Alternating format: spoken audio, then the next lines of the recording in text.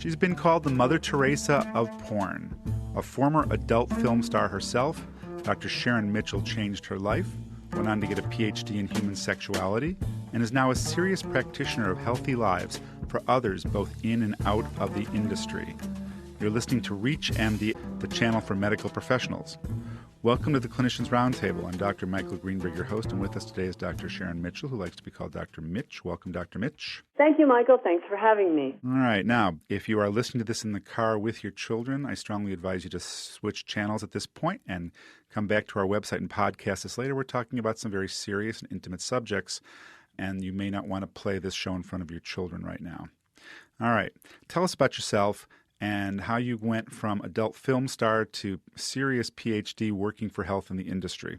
Well, I had been working as a movie star in the adult entertainment industry, and I also produced and directed, and I was a dancer from 1975 until 1996. At that time, I was attacked by a crazed fan, which prompted me to change my life. Went back to school in 1998. After there was an HIV outbreak in the adult entertainment industry, I was requested by the industry to come in and lend a hand, and I founded the Adult Industry Medical Healthcare Foundation, aka AIM Healthcare, and devised a method of screening and monitoring the adult entertainment talent, whereby using early detection testing methods, HIV by PCR DNA, chlamydia gonorrhea by PCR urine, all very early detection testing, GYN services, general health care, psychosocial health care, counseling, psychiatric assessment, Porn 101, which is a preparation counseling before entering the industry, basically keeping people healthy in all aspects, body, mind, emotion, spirit, while they're in the industry, and of course, when they're ready to leave, if they're having difficulty leaving, we have a program which involves scholarship and counseling called Life After Porn Program. So we kind of do it all. Now, who works in the AIM Foundation? Do you have doctors, We nurses? have Dr. Colin Hamlin is our medical director. Dr. Mark Kerner is also one of the medical directors on our board of directors.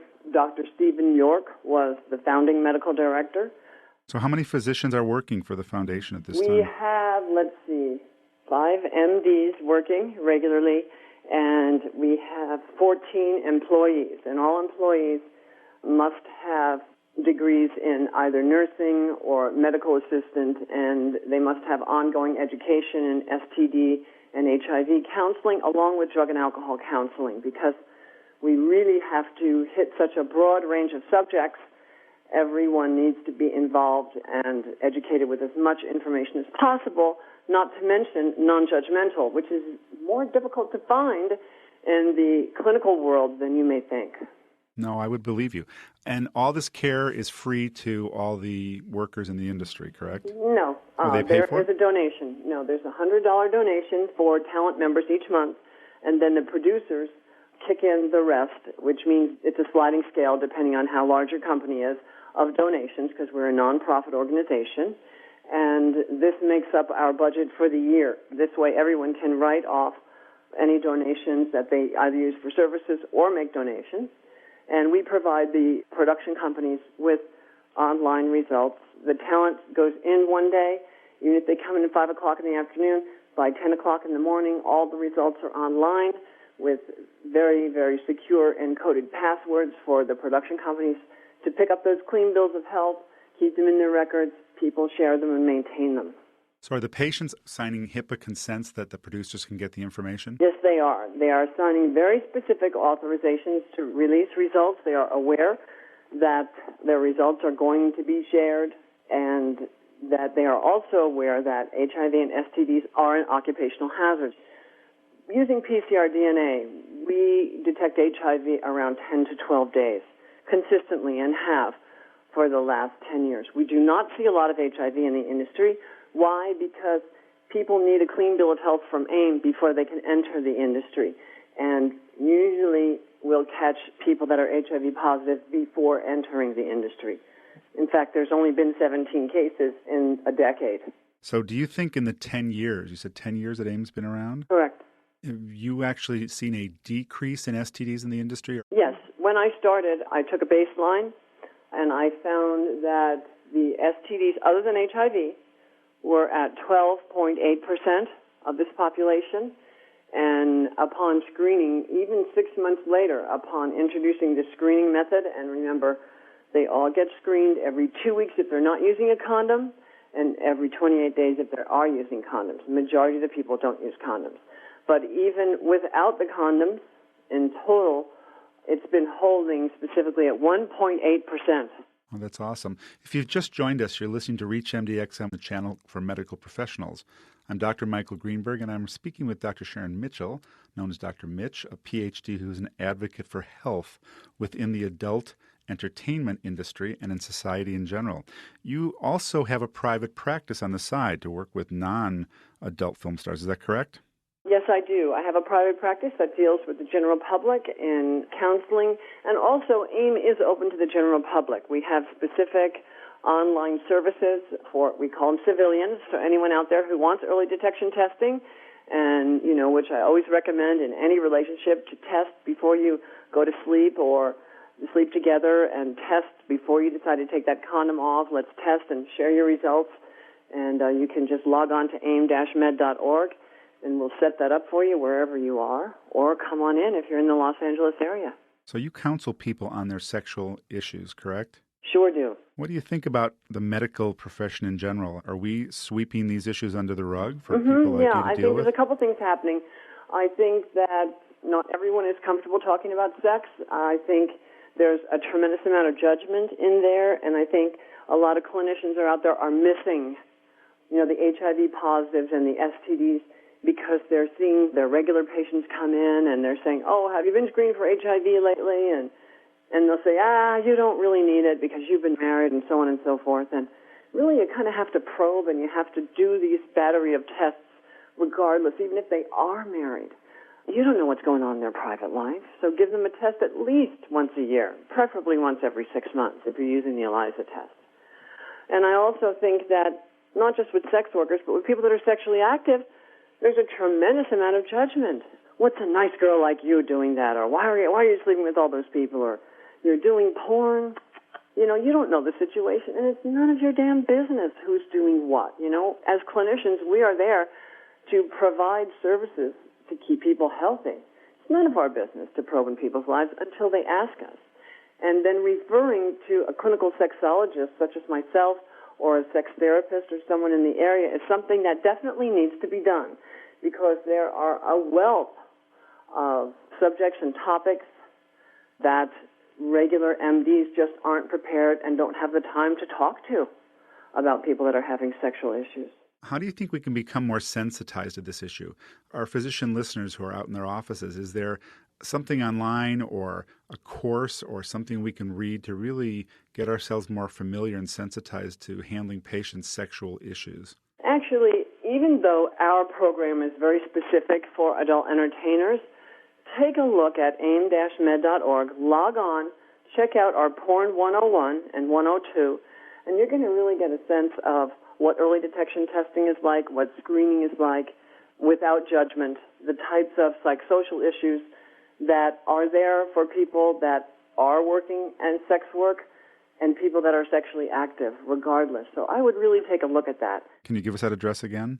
aim-med.org, and click on the streaming video, Porn 101 and 102. It's about 2 hours of a course, and I think you're really going to like it. Let's talk a little bit about government regulation of the adult film industry. What do you think about it? I understand you've got two sides to your answer. Yeah, I do, and I'll tell you, I have been in, kind of a battle, not just personally on this subject, which is very true, with Sacramento, because I know this population very well and how fickle this porn industry is.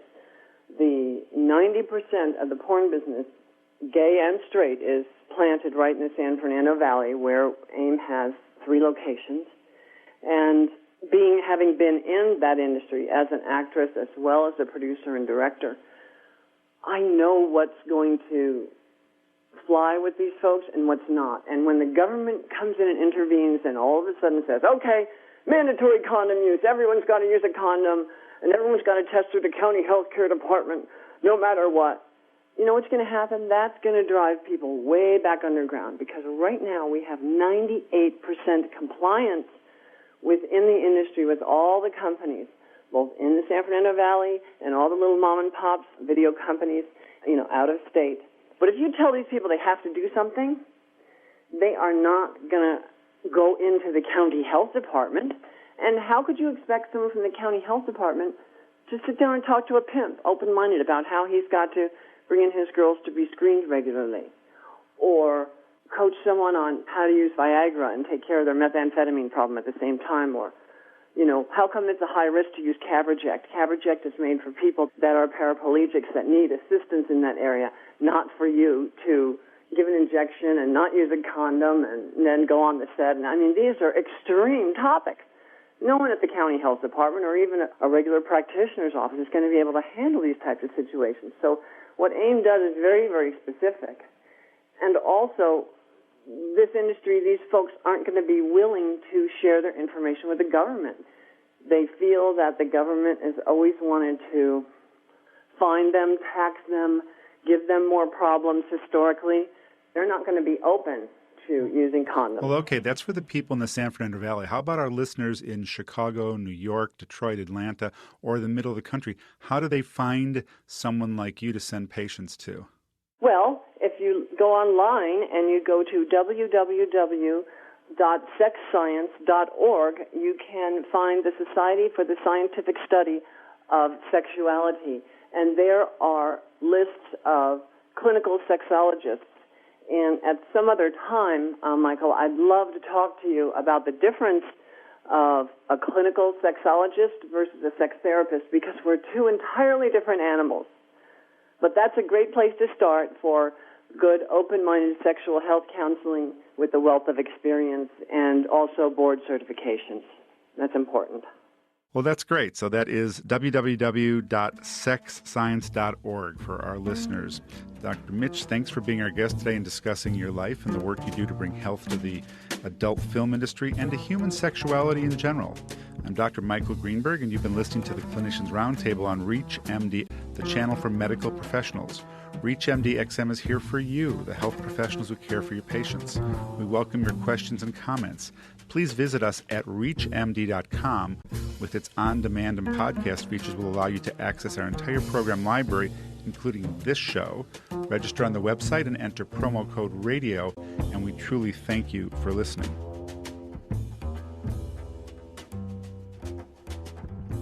I'm Dr. Charles Samanow from George Washington University in Washington, D.C.